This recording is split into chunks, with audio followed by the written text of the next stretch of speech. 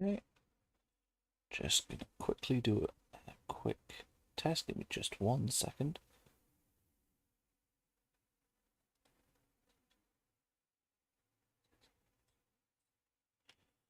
Okay, good. That's coming through all right. Excellent. Okay. So, it's been a while since we did one of these. What's happened? A bit of a combination of uh, work getting incredibly busy and hectic. And then very recently, Baldur's Gate 3 came out, which kind of definitely ruined any attempt I had at trying to have the committal to stream.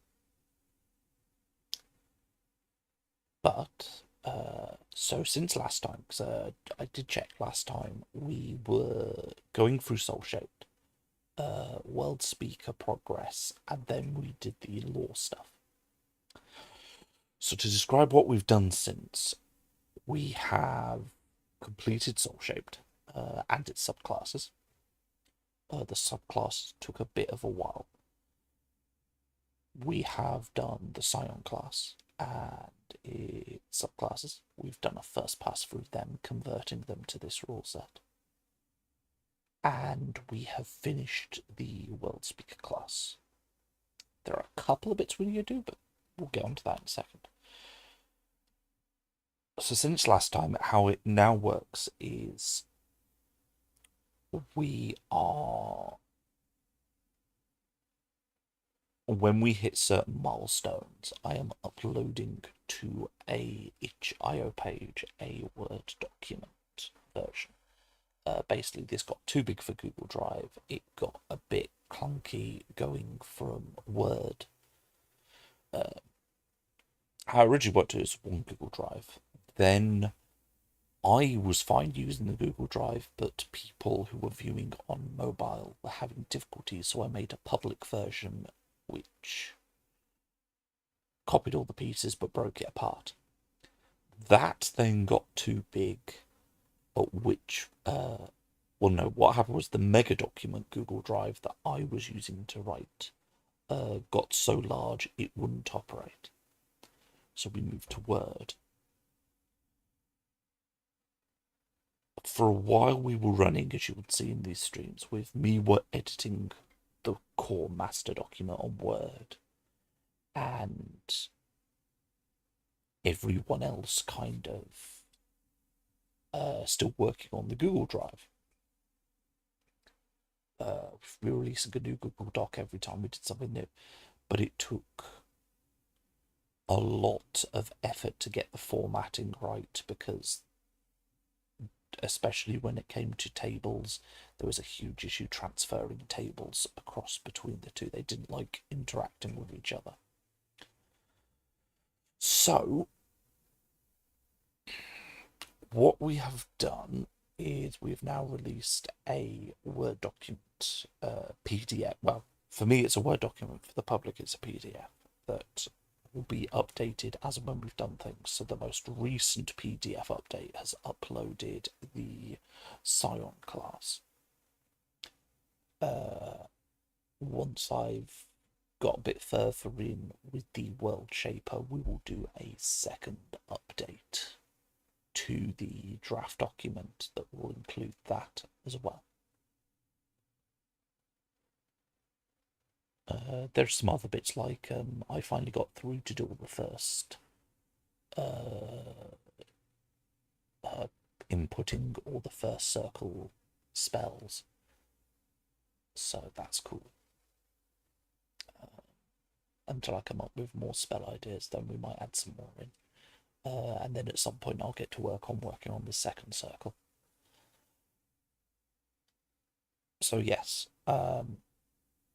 now there are some caveats that for the everything is done in these sections, which is, well, I'll start explaining it, and then when we when we get to those points, I'll raise them as where we are still working on it. So you have Soulshaped. Obviously, they all have their lore sections. Every class has its lore section done. In fact, if you want just the lore sections, even the classes we haven't finished, they are done. So the Soulshaped class is a full caster.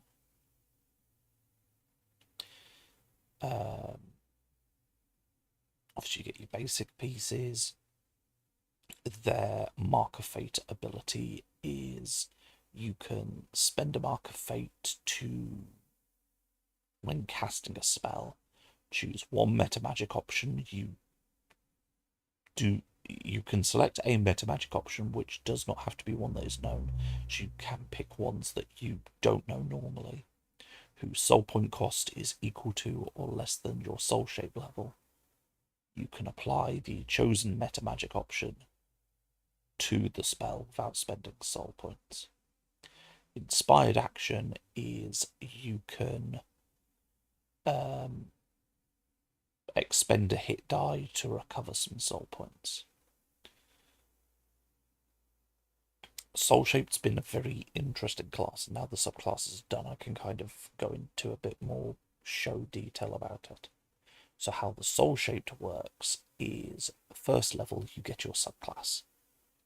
This is known as your heart form. The lore of a Soulshaped is that your soul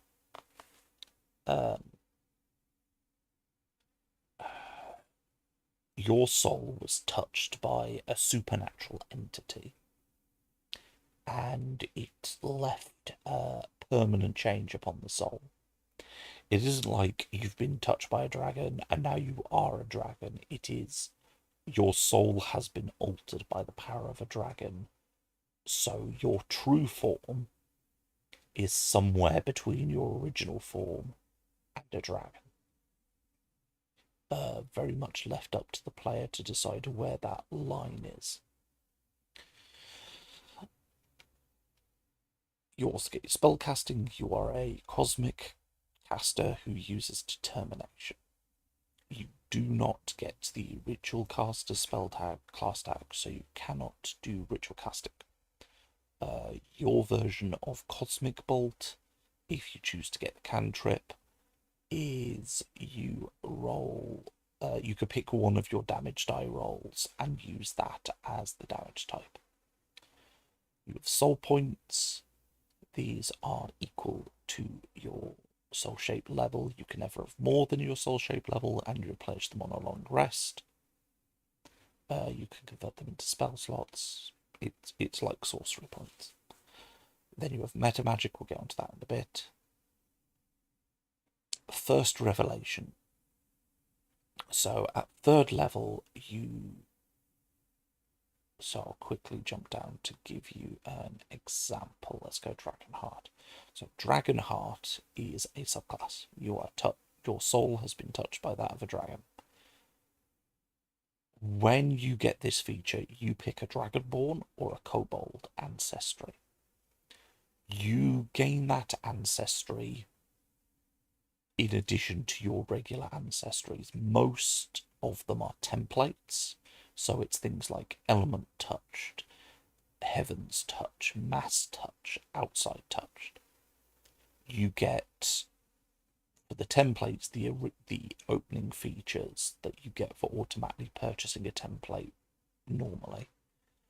For the ancestry ones, you will get an ancestry feature to make up for that.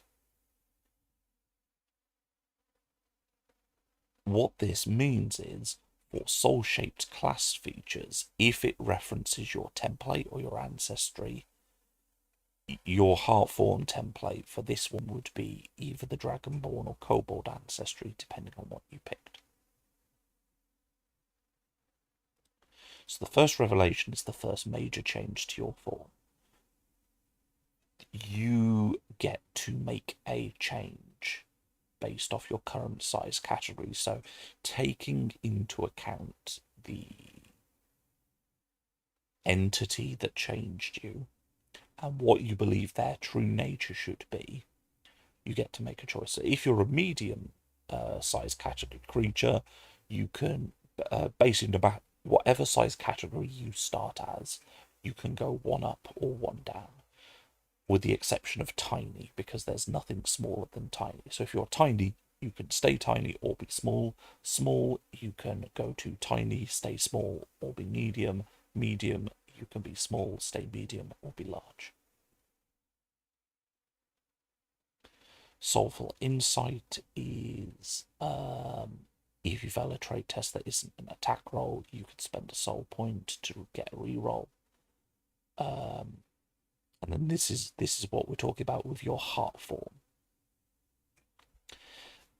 Certain points during your soul-shaped class progression, you will unlock more ancestry or template features from your heart form template. So if you were playing a human who is a dragon heart, and you pick Dragonborn, as you progress, you will unlock Dragonborn features to kind of give detail to whatever it is you're being. To describe how multi-subclassing works. If, for example, you were to say you had, say you were in Exandria and you had Thordak, you would say that he was a primordial infused dragon, at which point you could go with, okay, I've got the dragon heart and the primordial heart backgrounds. And so whenever you would hit a point like this where you go, you gain ancestry template feature tied to your heart form, you would pick each time which of the two heart forms you are going to use this time. And that is a permanent, that is set in stone once you've done it. But that is the thing. Soulful Rest is basically, during your rest, you can use determination instead of endurance for getting hit points back. You can spend soul points to replenish HP. Stuff like that. Expanded heart form. Defined nature. So how this one works is you look at the heart forms that you have chosen. So your level 1 and your level 6. And it goes, look at the creature types. If you have taken one heart form, you can choose to either keep your original ancestry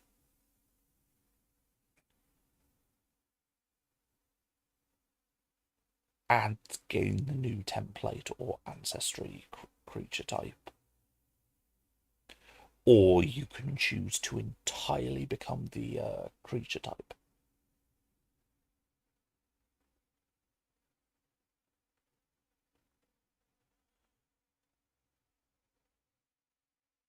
If you have multiple heart forms, you can choose only one of the heart form creature types to apply to you. So if you went, say, primordial dragon, you couldn't be a primordial dragon human.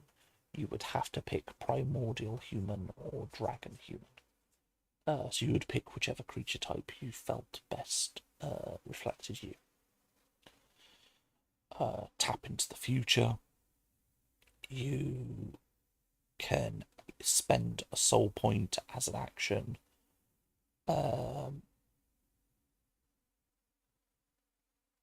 Until the end of the encounter, you are one tier higher.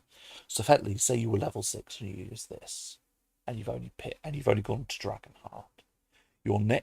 Your third tier would be unlocked at level 10. So at this level, you could spend a soul point, and for the turn, you would unlock whatever the level 10 subclass feature is. Further revelations is you get more meta magic, and you get a natural weapon based off your thing. So if we go back again to Dragonheart, at the end here is further revelation, defensive revelation, penultimate revelation, and soul form ascendant. When you hit certain levels, you get to pick you get to gain the thing. So if you had two subclasses, again, we'll go, say you had unlocked Dragon Primordial, you could either use the Dragon Fervor Revelation, which is you get talents, or you could pick the Primordial Fervor Revelation, which is you basically shoot elemental magic at your opponent when you do an unarmed strike.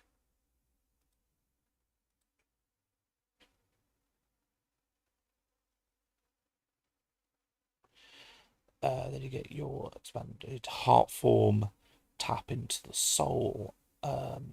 Whenever you use meta magic to effect a spell that requires an attack roll, you have advantage. You can re-roll the result of a trait test with Soulful Insight without requiring a soul point. Once per short long rest. And you get a template feature or an ancestry feature. Defensive Revelation is something. So you get a meta magic option. You get a bonus from your thing, and your endurance increases by 1.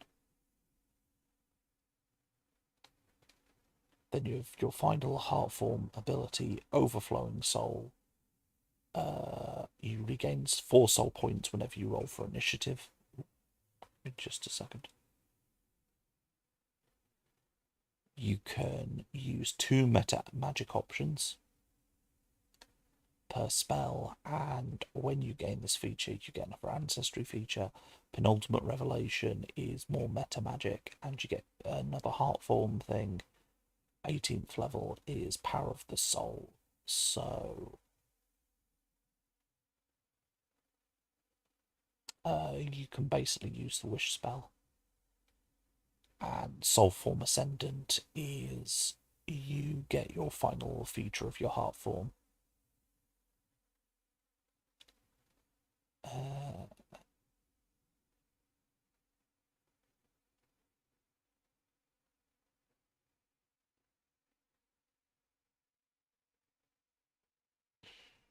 I don't think any of them are bullet point list. Which point this might be redundant. But I'll consider. I'll come back to this.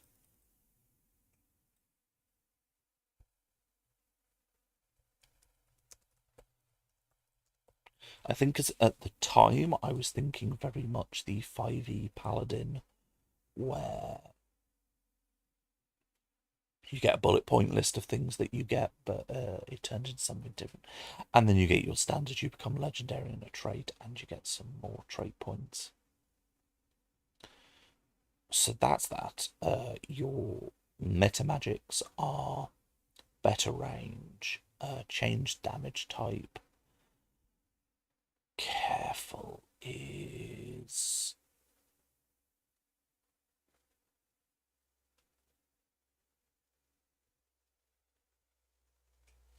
Oh, that's some allies can be protected from a spell.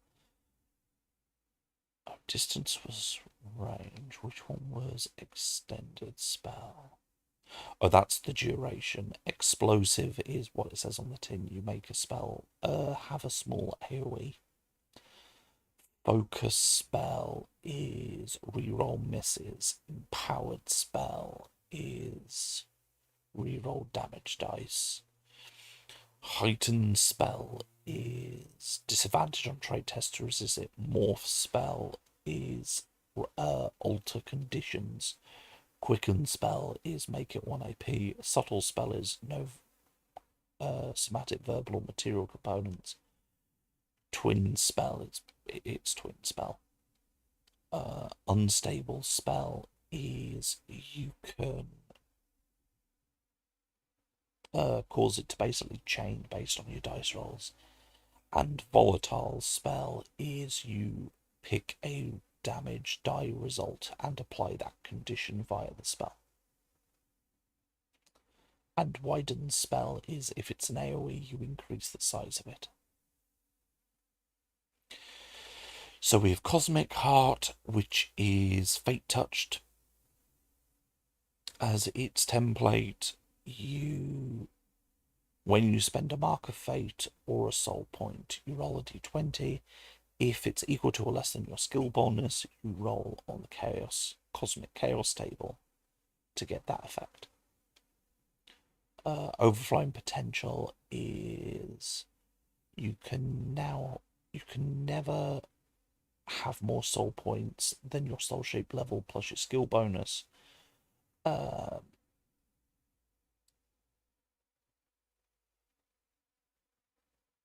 You can pay double the soul point cost of a meta magic to use a meta magic that you do not normally know.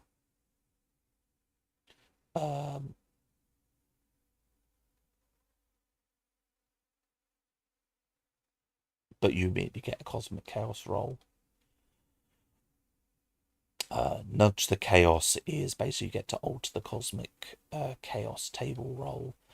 Because how cosmic chaos works is you roll a d3 to get a bad table, a neutral table, a good table, and then you roll your d100 to get the exact result. What you can do is either change the d3 roll, change the d100 roll,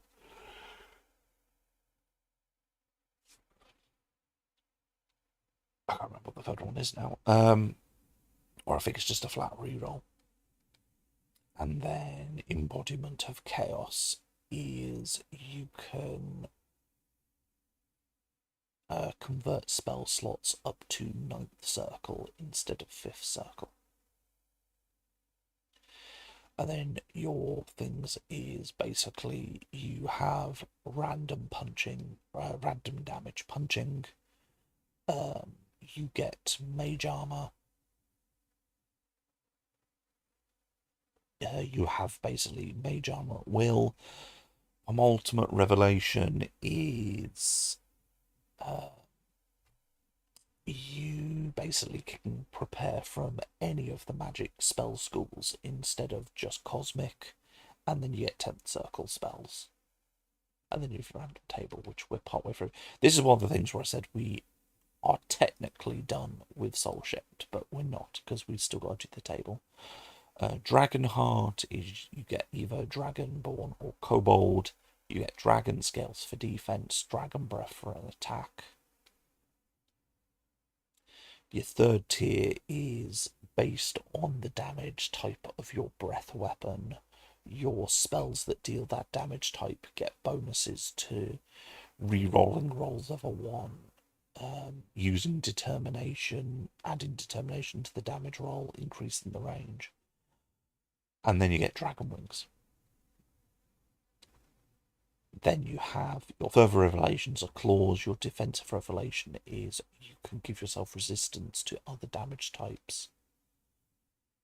Penultimate revelation is terrifying presence, and your soul form ascendant is you can just turn into a dragon, polymorph into a dragon briefly. Eikon Heart is another subclass that is not yet completed. In that it's completed, but there's a thing about it that isn't, like with the Cosmic Chaos table. So for Eikon Heart, it's when you gain this heart, you have to pick one of the 4 outer realms or one of the 4 inner realms.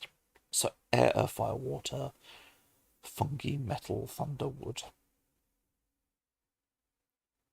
If you chose an outer realm primordial, you get the element touch template, with your elemental bond being that chosen element. If you picked an inner realm, you get the element touch template, but your elemental bond picks a new option, which is whichever of the ones you picked and their associated damage type. Once you've chosen your first element, you gain its first tier of Eikon actions. Use that element. All other elements plus cosmic are set to 0. Whenever you defeat a critical engagement who is attuned to or associated with one of the realms primordial, you can increase the tier of that element by 1. For cosmic, it is automatically to 5, because cosmic is only the cosmic titans, who are incredibly destructive. Your tiers determine which actions you get, and your tier can never be less than the tiers Oh, sorry. The element you picked for this feature, its tiers will automatically go up as you are attuned, as you level through this subclass. You can progress quicker. Say you picked fire and you keep fighting fire elementals as bosses, then yeah, you'll get through it really quickly. But if you were only fighting water bosses, your fire would slowly go up as you leveled in through the Soulshaped. You cannot gain the dual elemental lineage or the touch the inner elements template features. You also gain Heaven's Touch because icons are a combination of primordial and eternal.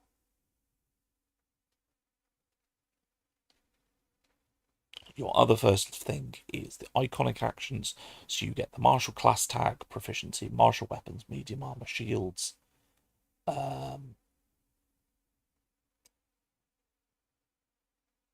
You get a number of iconic action die that may or may not be used in an iconic action.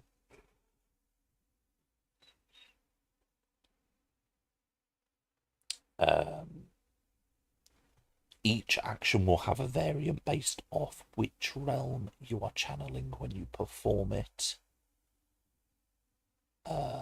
They each have a tier that is associated. So if you were tier 2 fire, you could only use tier 1 and tier 2 actions with the fire option.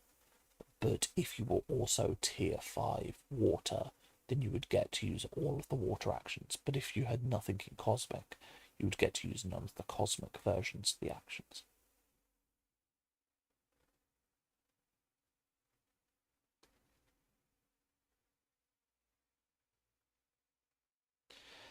Then you have iconic spells, which is a slight variation.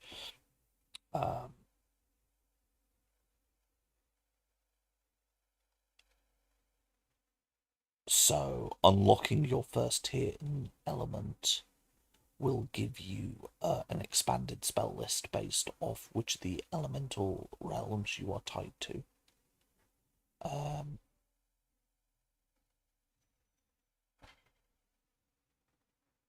And when you use an elemental action,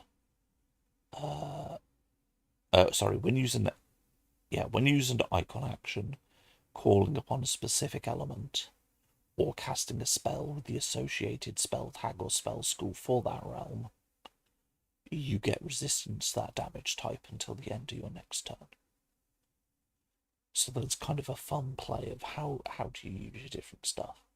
Iconic Warrior is you get to use determination instead of physique for attack rolls and damage rolls with weapons and unarmed strikes. When you use an icon action, you can then make a single attack with a melee weapon for 1 AP. And you can attack twice instead of once whenever you take the attack action. But really you want to use the iconic actions, but if you need to, you can resort to sword. Icon fusion is you get some bonuses to the limit break summon action based on the number of tiers you have. It's like a variant of wild shape. Then you've Don the Aspect, which is you can, for an encounter, gain the abilities of your icon, which gives you a number of buffs. Further Revelations is you punch people with element. Defensive Revelation is you can expend your iconic action die to reduce damage. To reduce the attack roll of an opponent.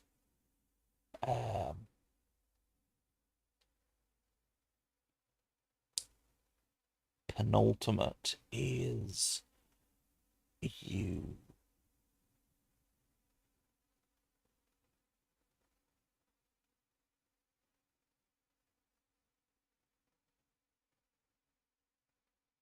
basically you can give yourself a reaction to one of the damage types So instead of, so say you attacked with a cosmic attack and you've got resistant to cosmic damage, but then a fire elemental hits you, or you've been hit by a firebolt, you can use your penultimate revelation to immediately give yourself resistance.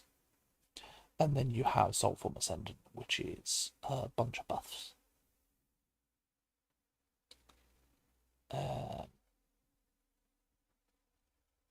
So iconic actions, like with the Cosmic Chaos table, we haven't written up yet.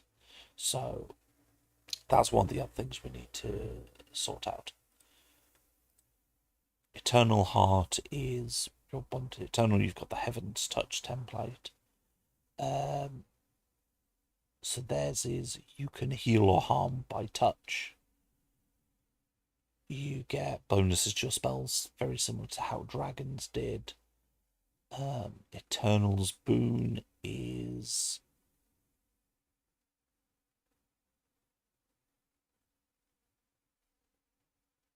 Eternal's Boon is you get telepathy, and Eternal's Perseverance is giving you a bunch of immunities and resistances.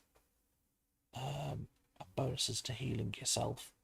Further Revelations, you punch people with Radiant Light. Defensive Revelation is you get wings, and you can use these wings to block attacks on others. Penultimate Revelation is you have advantage on trait tests against spells and are immune to the charm condition, which is, it's a minor ability, it's a very short ability, but it's really useful just being resistant to spells. And then you have Soulform Ascendant, which is you emit a bright light and then stuff happens in the light. Legend Heart is you've come into contact with a legendary figure. Their version is again Fate Touched. You get martial class tag and training at martial weapons, and you can use determination for that. Legendary personality is basically you find it easier to talk to people. Legendary reflexes is you can attack twice, and if an attack misses, you can use reaction to attack them back. Legendary Soul is, like before, a buff to a number of spells, and then Legendary Power is bonuses to critical hits. Further Revelation is you're better at melee, is you just get a general, your unarmed strikes are magical. Defensive Revelation is you get a bonus to not wearing armor.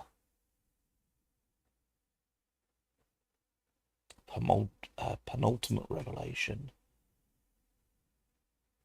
is you can spend a soul point to basically resist something that's currently attacking you, overcoming the odds, staying in the fight. And you're able to spend expend a soul point to expend a hit die.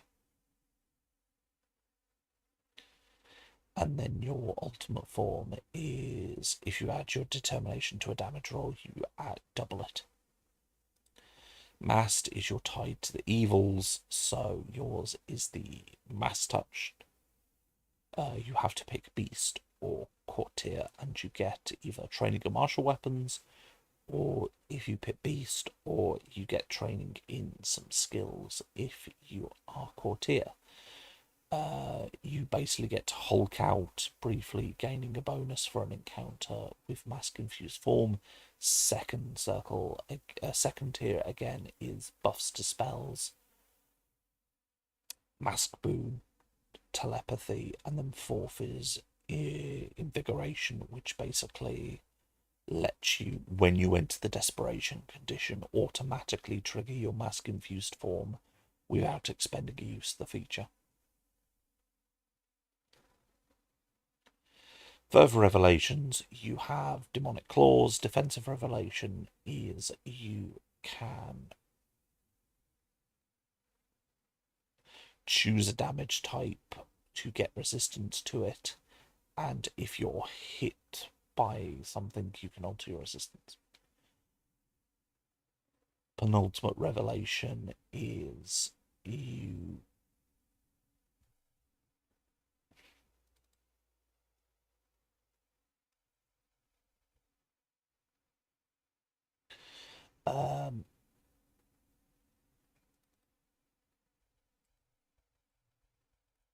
sorry, that was a copy and paste that didn't carry over all the things. Basically, it's the terrifying presence again, and then your ultimate form is again bonuses to critting. Outside touched, you're touched by psionics effectively. You get the outside touch template, and you have access to psionics. So instead of a spellcaster, you are a psionics caster. Some of your spells, however, do transfer over to the psychic powers, and there's some rules there for converting. Psionic Soulcaster, effectively again, if you cast psionic powers, you get some bonuses. Some of these bonuses are very standardized. While on the one hand it doesn't make the subclass that interesting, there are a couple of differences to distinguish each one, but also it makes Soulshaped much more about their job is to... Their thing is they look at spellcast and they go, we're going to change it. Eldritch Mind, you have resistance to a bunch of conditions. Brain Drain, you can sap the mental ability of others. Further Revelations, you get Eldritch natural weapons. Defensive Revelation is you can create a psychic shield. Penultimate Form, you get the ability to move through small spaces, walk through walls. Eventually you're able to become out of sync with reality, which means you could just walk through stuff with ease. And then as a reaction, you can phase so that the weapon goes through you. And then Soul Form Ascendant is you can teleport rather than move, among some other bonuses. Phoenix Heart and Primordial Heart both use the Element Touch. So Element Touch does have 3 subclasses attached to it. Phoenix is you get Element Touched and you get the Avian Ancestry. You must select Fire for Elemental Bond, and then you get Avian Ancestry. So air and fire spells are part of your spell list. You can prepare a number of spells from the Restoration and Protection School up to your skill bonus note from any spell list.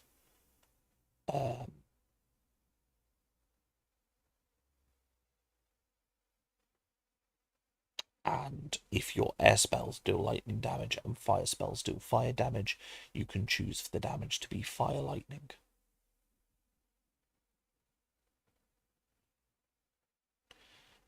Phoenix Rebirth, when you would die, you get back up. And you lose all degrees of the wounded condition. Elemental Recovery, you basically get a load of healing effects. Phoenix's Flame is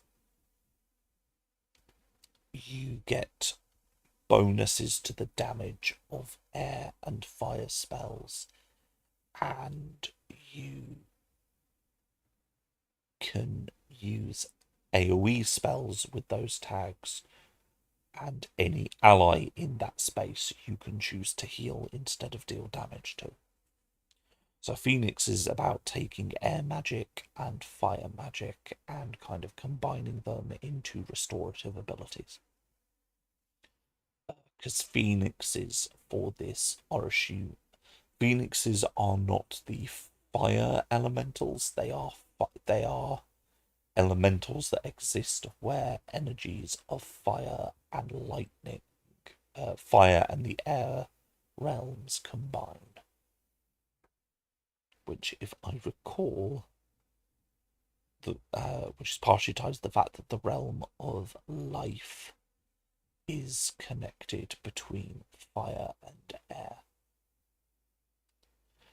So you have claws that deal fire, lightning damage. Your defensive ability is you can absorb some damage to then empower your own spells. So yeah, you can absorb lightning or fire damage to empower your spells. Penultimate revelation is you can regenerate hit points, and your soul form ascendant is that you can shed light, and it's basically your aging slows, and when you die of old age, you get Phoenix Reborn. And then Primordial Heart is you pick one of the outer elemental realms to bond to. Largely, the abilities are all about buffing spells tied to that element, letting you learn spells of that element.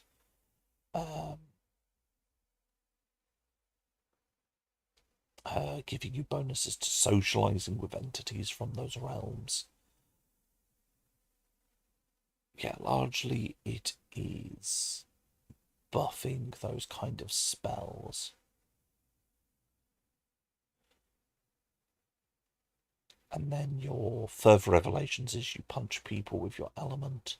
Defensive revelation is you get the Eternal's Rebuke spell, but you instead rebuke them with your chosen element rather than Eternal's power. Penultimate revelation is you get Tremor Sense, and then you get some abilities based off which element you picked, and Soul Form Ascendant is you get to turn into a greater elemental. So that's Soulshaped. Obviously we need to do icon actions, and we need to do the Cosmic Chaos table. Bar that, they are all available on the PDF for you to play around with when the iconic actions are done. They'll be uploaded, and the same with the Cosmic Chaos table. I probably won't wait for another milestone, as it were. I'll just upload them straight away. So that's Soulshaped. Then class number 2 that we've done is the Psion. So this is the Psionic spellcaster. What's gone on here? Why is that happening? Here it should be, yes. Here it should be, yes. So why here it should be? That's weird. Check the others or where they should be. Yeah, okay, that was weird. So Psion is the Psionic spellcaster. Just what it says on the tin, really. You're the Psionic spellcaster. You have Psionic talent die, cantrips, psi points, psi limit, focuses. At the moment, for ease of mechanization, how it works is you will prepare powers in the same way that you prepare spells, the same calculation for determining the number, same calculations for determining what circle can you learn, etc, etc, etc, because that's determined by your psi limit. And then you have psi points instead of spell slots. This is primarily for ease of transference between the two. But we may change it in time. It may be that we just change it to be more different, to be further away from traditional spellcasting. You are a ritual caster. You can spend a mark of fate to change power that you have prepared, and you can spend your inspired action to expend a hit die and recover psi points. Mystic Order, that's your subclass at level 1. You also get psionics. Each order has its own power list. of unique psionic powers that only that order get to know. You also get telepathy at level 1. Breadth and knowledge at level 2 is basically you have 2 skills, tools, or languages that you can, when you complete a long rest, you pick which you know. Psionic focuses work a bit like Eldritch Invocations, except you learn a number as you progress, but you can only ever have one focus switched on at a time, and it costs you 1 AP to activate it, and 1 AP to swap for a different one.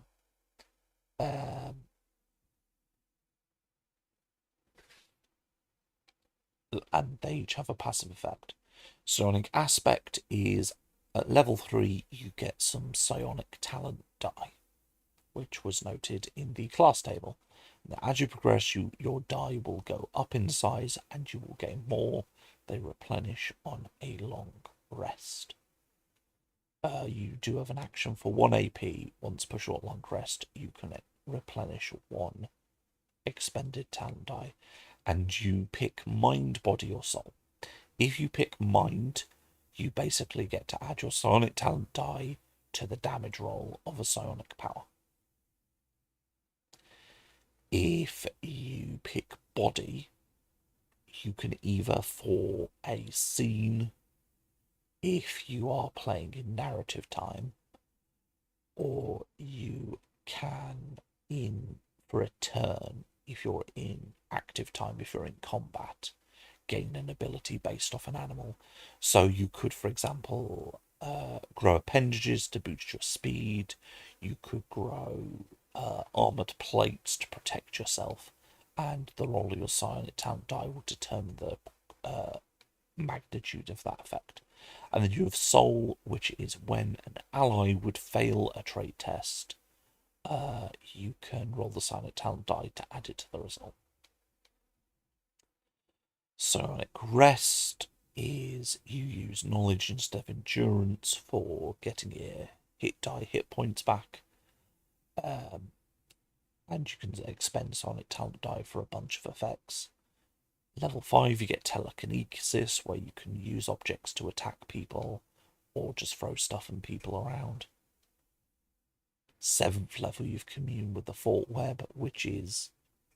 So Thought Web is the collective unconsciousness of all living things. And memories are stored there, events of the past are stored there. The more large and emotional impact an event happened, the greater the mark it leaves behind in the Thought Web. And commune with the Thought Web is basically you can spend a small ritual, about 15 minutes, to attempt to connect to the Thought Web, and you can get from the surface of the Thought Web brief flashes of knowledge and insight about a person, a place, or item. Developed aspects is basically your aspects increase.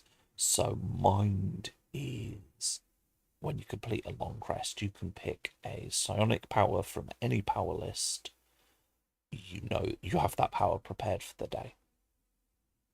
Aspect of the body is you can pick any ancestry feature and you have it for the day. And soul is you can pick any focus and have it for the day. Feet, then you have potent psionic, so your slave replenishment, the one that gives you back your Santad die, can be twice a long or short rest. Your telepathy lets you communicate with more people. Your telekinesis lets you expend psionic talent die to ignore the weight restriction. You add your knowledge to your damage rolls, or psychic and force damage for powers, and psionic rest lets you remove more severe scar concepts. Then you have calmed mind, which lets you double concentrate. You have enter the Thought Web, which is the astral projection right.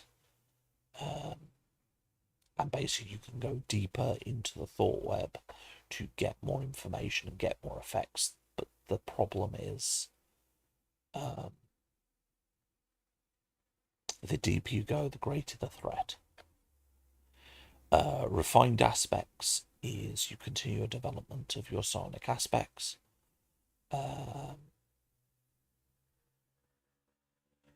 You can add your skill bonus to the result of your psionic talent die roll. You get a template. So aspect of the mind, you get outside touched. Aspect of the body, you get altered. Aspect of the soul, you get fate touched, which then gives you some more abilities you can spec into with feats and the like. Because fate will give you support and reroll effects. Outside touch will just give you more psionic abilities, and altered is very much about your body warping and mutating. Sonic Mastery, you can focus on 2 focuses at a time instead of 1. If you've used your last Sonic talent die, you have a D10 that you can use all the time, but only on psionic aspect abilities. And then you can expect, if you would regain a Sonic talent die, that D10 is lost. And then Awakened aspect is your penultimate form. So aspect of the mind is you recover HP equal to the number of psi points spent when you manifest a psionic power. If it deals damage, you can declare you wish to empower it. If so, you can add your silent talent die to the damage roll without expending a use of your silent talent die. But if the attack roll misses, or they pass a trait test to avoid or resist the effect, you have to roll on the psionic mishap table. Aspect of the body is you can bring in, you can, so for this, you could pick any beastkin or world-born ancestry features, or template feature from the altered template, or you can make your own mutations. When you complete a long rest, you can select 3 mutations to gain the effects of. These are permanent alterations that may be changed whenever you complete a long rest. You could also change 1 mutation upon completing a short rest. And then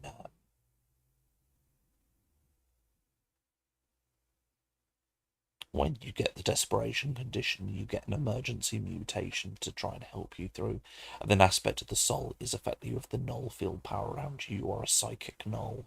People cannot manifest psionic powers around you. Expert ritualist, same as most of the other casters. And then psychic body is basically you get resistance to the 3 basic damage types. You're immune to diseases and poison. You no longer age. And if you die, you roll a d20 on a 10 or higher. You don't die, you just disappear for 1d4 days. 1d3 days.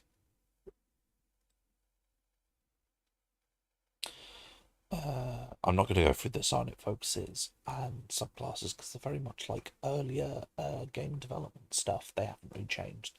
It's the class that changed really in this instance. Psion is also available on the PDF for people to take a look at. It's going to be one of those ones where this is one where I'm going to have to come back to it after we have done more of the system and kind of gone, okay, let's just double check our work. But other than that, it's pretty much done.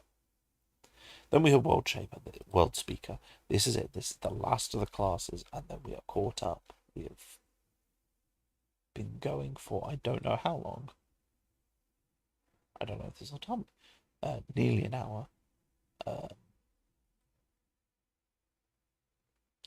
But we're nearly caught up with ourselves. As I said, it has been a while. So World Speaker. World Speaker is our version of the Druid.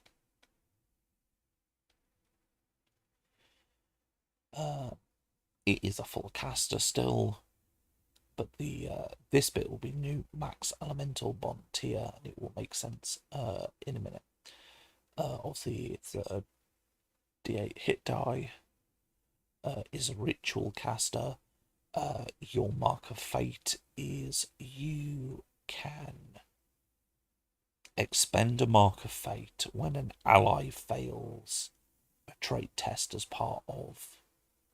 Well, it's not just when any trait test made as part of a party challenge fails, you can expend a mark of fate to repeat the trait test using the chosen trait and skill, but you are considered a master of that skill for the test. And if it's success, then the original failure is not counted and 2 successes are gained. Inspired channel is you can expend your inspired action to to perform any channel the world soul action, even one you do not normally know. So, hello? What is it about? Wait, which is what about? World Speaker. World Speaker is our version of the Druid. It's about. So the World Speaker's kind of fluff is that you can hear and commune with the world soul, and from its power, you gain the ability to interact with the elements and the realms primordial. You have access to primordial magic. And it's largely about being a mediator between nature and people and civilization. But your key thing is that you are tied to this world soul. So your first level feature is Elemental Bond. You pick either air, earth, fire, or water. You also learn the primordial language. When you gain this feature, you get the first tier in your chosen element. And when you have unlocked a first tier in an element, you treat all spells with the element spell tag as being part of your spell list. You gain an additional cantrip and a first circle spell of that element. You can reroll damage die rolls of 1, and you gain damage resistance to that element. And then this class was one we specifically didn't want a mechanical. There is a max element tier, which is in the class table. But we wanted the actual elemental bond to be something that it is entirely possible that you and the game guide will go, okay, you only progress through your elemental bonds through this class and the mechanical points when it lets you. But what you can also do is that in narrative beats and moments, where you are able to bond to an element or develop your connection to an element, you can narratively, with the game guide's permission, increase your tier to an element by 1.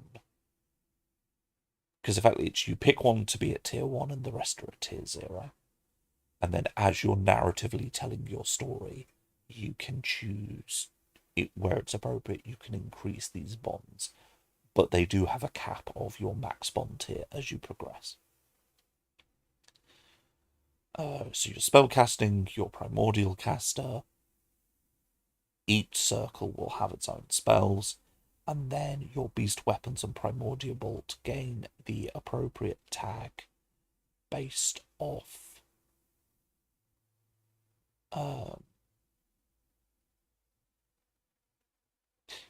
because beast weapons are primordial tag, instead of doing their regular damage, may instead deal cold damage for water, fire damage for fire, force for earth, lightning for air, if you have an elemental bond with that element.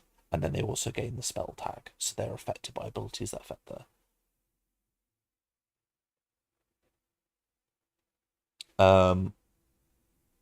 so what's currently happening is using the 5th edition Creative Commons, we are writing our own TTRPG.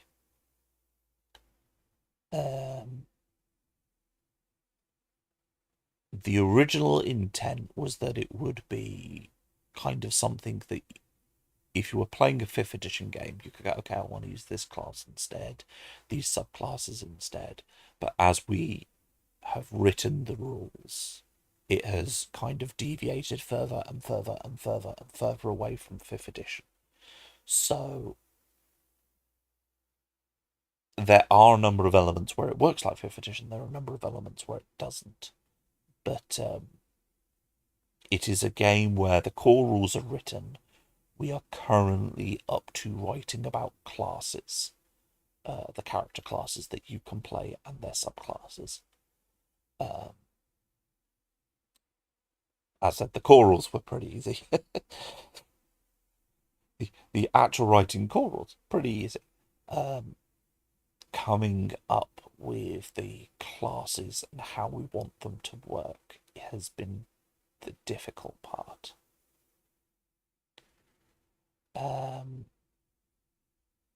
What is probably going to happen is we're going to get through most of the classes. I'm already starting to do some play testing with some friends, and one of the things that we do want to look at is how to alter how combat works, because 5e's weakness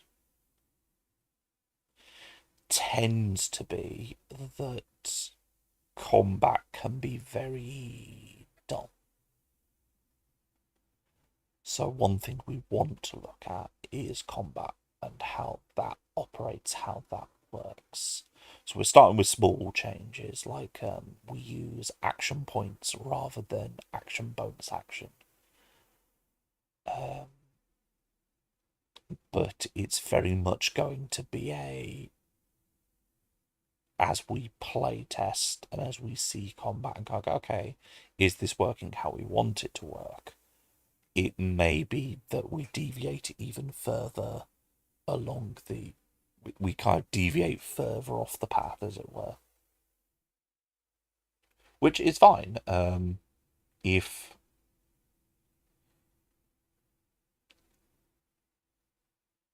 the original attempt was seeing what would happen if we kind of designed a spur off, using programming speak, a spur off D&D 5e.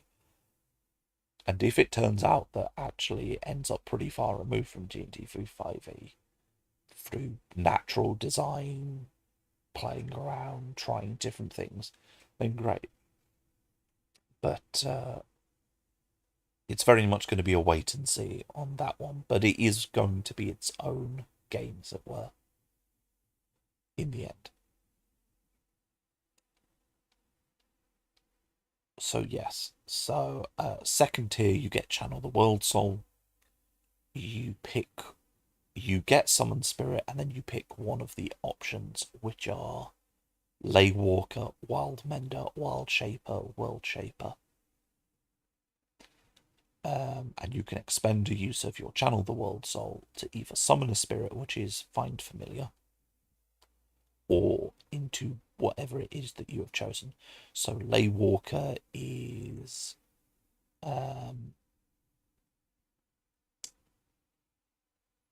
Lay Walker works as you can open a portal when on a ley nexus, which is where multiple ley lines meet, and you can effectively teleport along a ley line path to another ley nexi. And then you get a passive ability where you have Detect Magic, and you can detect and tell where ley lines and ley nexi are. While Mender is you can use your Channel the World Soul to touch water, bandages, or a medical implement to imbue them with healing power, which then someone can use to recover hit points. You can instead choose, when you use this feature, to imbue a restoration spell of a circle equal to or less than your skill bonus, which again will activate when it happens. Wild Shaper is Wild Shape. the main thing to know that's difference between it and Wild Shape is you are using pre-made templates with customizations. There is also you can change between forms and customizations while in Wild Shape. So you could go, I want to be a bear, here are my 3 customizations. Okay, now I want to be a bird, here are my 3 customizations. And I want to be a deer, here are another 3 customizations. And then World Shaper is you can expend it to increase your to treat one element as being your max elemental bond tier for the duration of the encounter or scene.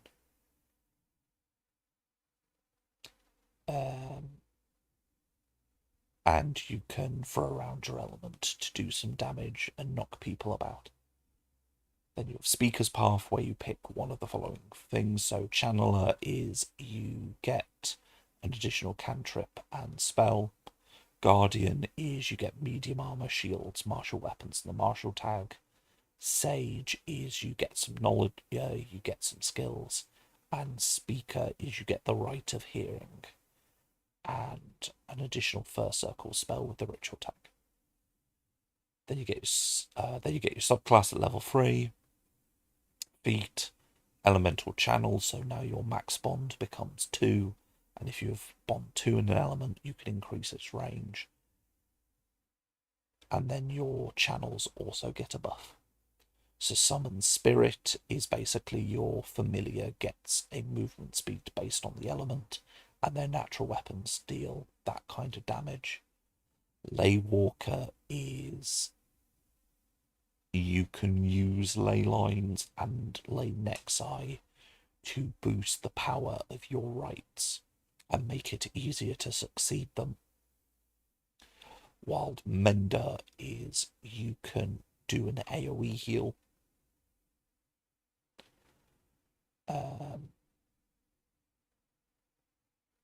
I forgot to mention Laywalker, because each of these get an ability based off your elemental bonds at this level.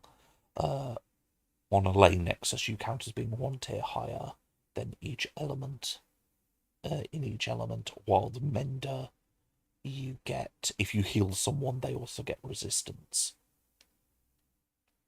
to that element's damage type. Wild Shaper is you get the animal stat block and the multi-attack feature on your animals for free.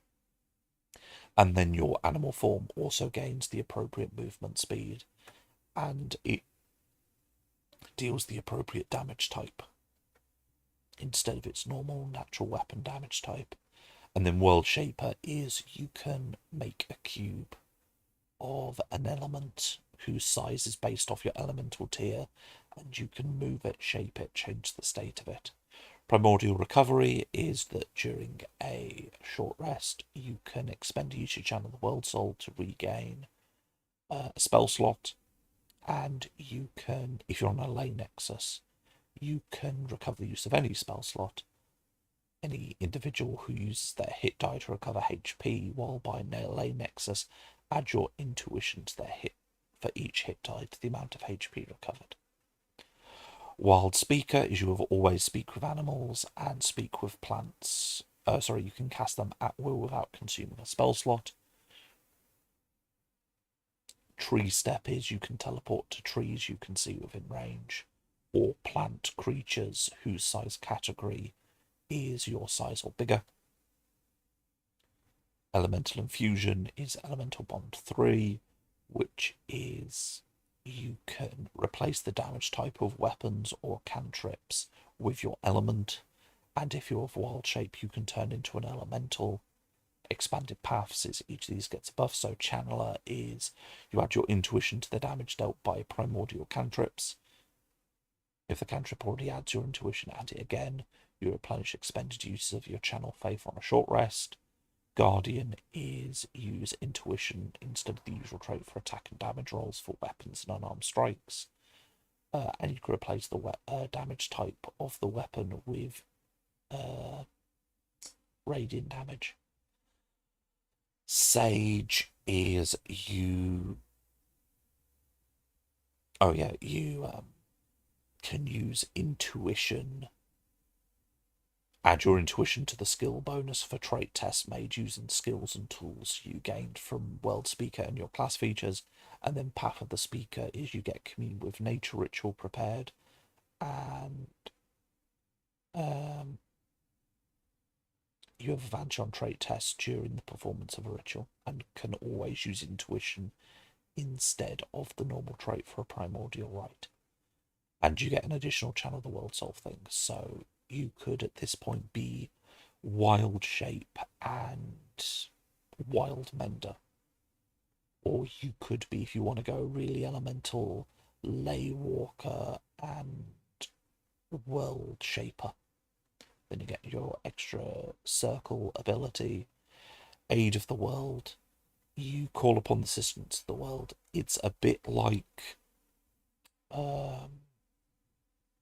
divine intervention, except it's, instead of replicating the effect of a spell, it has to be something about the world will change to help you in the moment, like a river may divert itself, a tree may fall to give you a bridge over the river, maybe some rocks, maybe a cave appears in a mountain to give you a safe passage, something like that.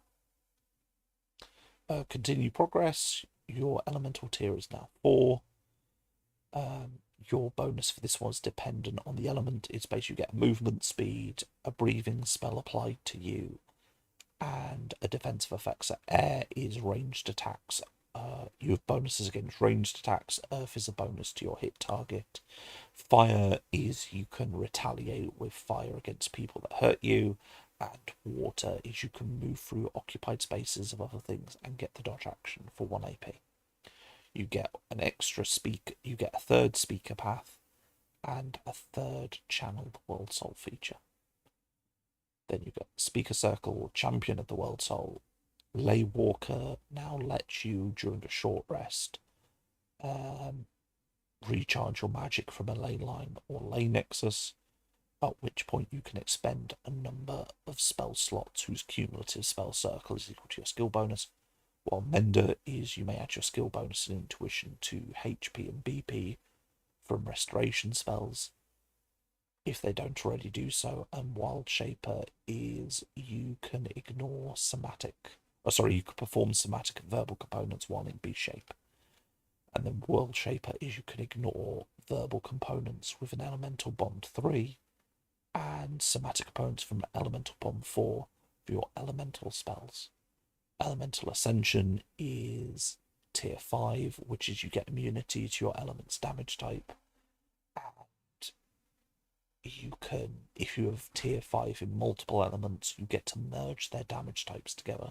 You could have Cold Fire or Lightning Force. Forceful Lightning, I think, is the correct order in that one. Primordial Ritualist, you get burst to rituals as with all casters. Then Archspeaker is you unlock the 4th channel, the World Soul feature. You can ignore verbal and somatic components of primordial spells, as well as material components that don't have a cost and aren't consumed. And you get this in animal form with wild shape, as well as your normal form. And then you get the legendary ability that every level 20 gets. So how wild shape is going to work is, because this is the final one of these, I need to work on the thing. So how wild shape is going to work is there will be a template for land, sea, and air, and one for elemental.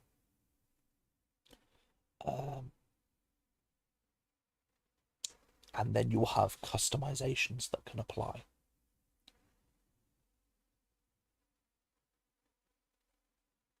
The reason we're doing this is because one of the hardest things about Druid is basically you have to carry around the monster manual, you have to know what animal you need at the moment, whereas with this it's you pick an animal, you pick a size category, the size category determines the amount of hit points you get.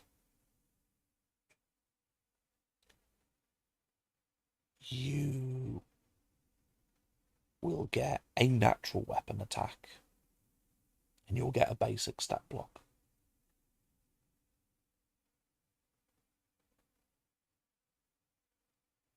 when you, obviously, things like movement speed you get from your element. What you will also get is customizations. So you could be tiny and you can pick spider climb, and lo and behold, you have made a spider. You could pick medium and pick pack tactics, and now you have a wolf. You could pick small and flyby attack, and you've got most of the birds in the game. And then there'll be some special customizations for if you've hit certain elemental bond tiers, like rock skin and stuff like that. But basically, the customizations are there to allow you to make these templates actually reflect the animals that you want to play in the game.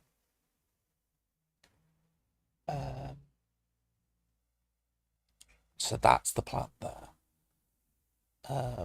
This way you get the simplicity of stat blocks, but the fun of being able to play whatever animal you want by having these customization slots that you just slot in what you want. And if you're like, I really like these three in combination, but there's not an animal that fits, then you and your game guy can easily just go, we're going to make an animal that makes it work. But yes, that is the catch-up. That is where we have gotten to. That is 3 classes done, 2 of them with their subclasses. So we need to finish the Cosmic Chaos table. We need to come up with the Eikonic actions, and then the Soulshaped is completely done. We need to come up with Wild Shape, and we need to come up with the subclasses for World Speaker, and then they are completely done.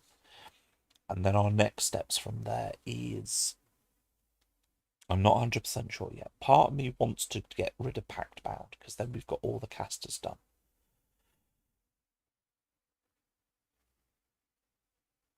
Part of me also, however, wants to get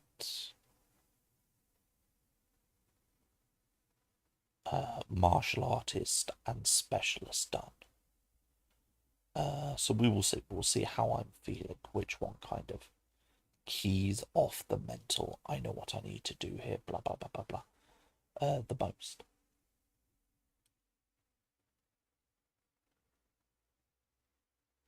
Martial artist, I have the mechanical idea what I'm going to do.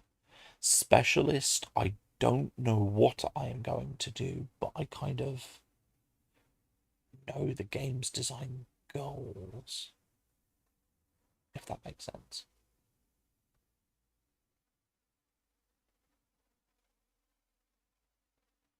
And then Pact Bound, I kind of have both of these things, but I'm currently trying to resolve a major issue, which will either lead to yet another class being created, because I can't actually make it work.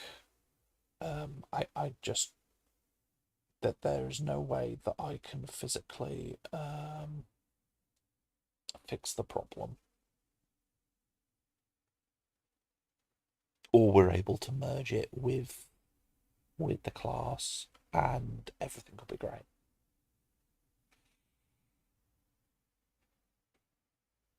And I don't know, really.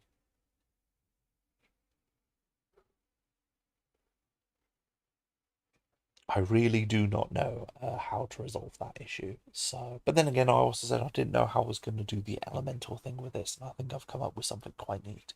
So, who knows? For those who are interested in what the subclasses currently are looking to be, with the exception of one, because we've already developed it for something else, all of the subclasses are based on the inner elemental realms, or are based on one of the channel the world soul effects, kind of like going, if you've picked this thing, it gets even better. So the circles are Cosmos, which is the ultimate element. Not quite sure this is going to be. I just know I want it tied to the realm of Cosmos. Cosmic magic, also known as the Void. There's the Circle of Decay, which is tied to the realm of decay, fungi. You have Circle of Elements, which is tied to World Shaper, so that's about the 4 outer elements. You have the Land, which will be tied to the ley lines.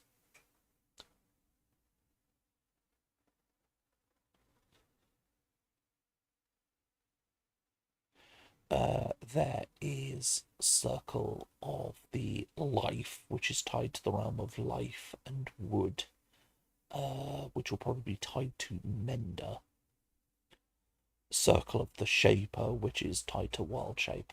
At that point, we have ley lines, mending, world shape done.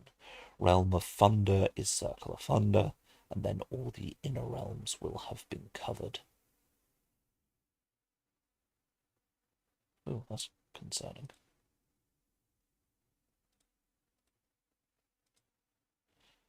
So yes, that is. Let me just.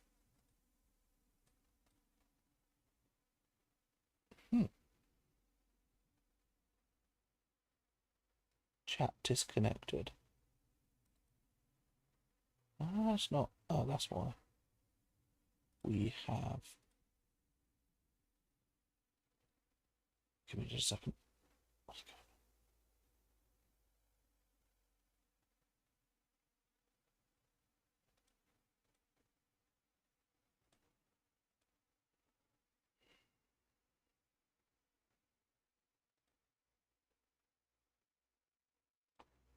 Let me just check stream settings. Streaming's healthy.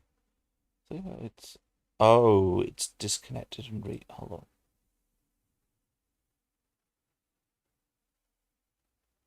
I think we just had a.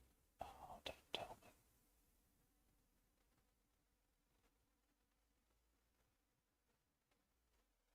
me. Just a second, everyone. I just need to check something.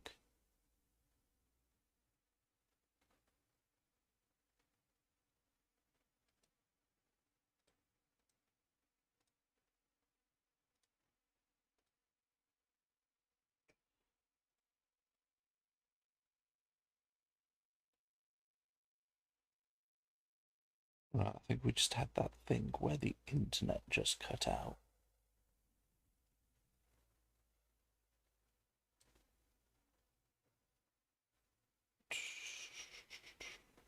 No, it should be fine. According to this, it's been going for an hour and 20. That is really weird. How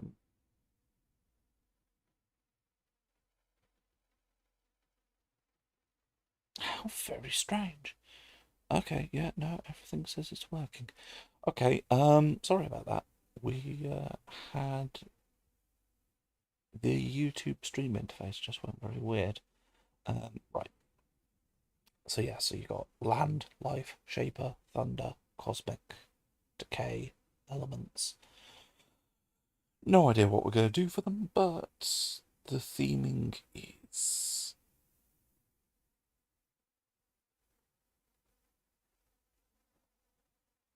Yeah, it's difficult. So I'm pretty happy.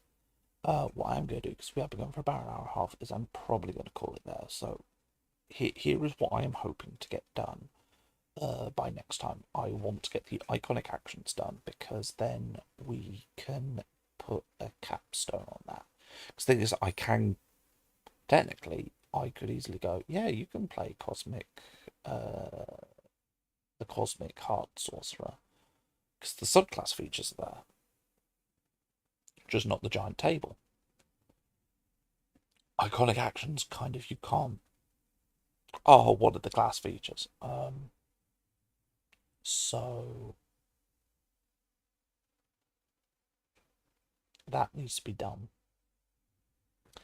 And then I would like to have, if I could get at least one subclass done this week, I would be happy to update the PDF at the weekend with the world speaker class.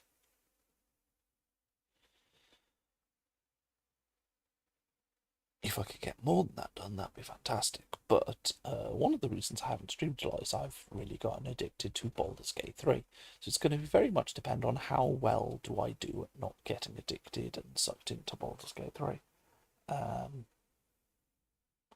I'm waiting for the point of how long do I resist before I just like, fuck it, I'm just going to stream Baldur's Gate 3 a bunch.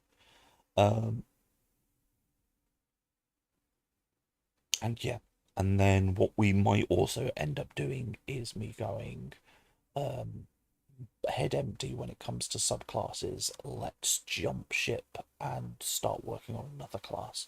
At which point, hopefully at that point, I'll work out which class I want to try and mess with. As a martial artist, martial artists and Pat Panda have ideas on what I need to do. It's do I have the strength to do it? But yes, right.